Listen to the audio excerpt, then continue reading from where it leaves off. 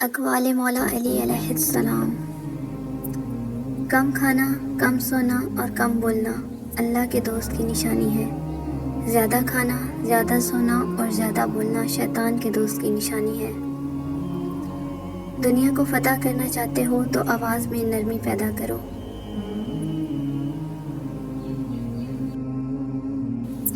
اگر تم پانی میں ڈوب رہے ہو اور تمہیں یاد آ جائے کہ وقت نماز ہے تو نماز کی نیت کر لو۔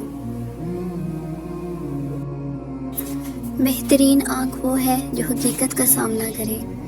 لوگوں سے یاد نہ کرنے کا شکوہ نہ کرو، کیونکہ جو انسان اپنے رب کو بھول سکتا ہے وہ کسی کو بھی بھول سکتا ہے۔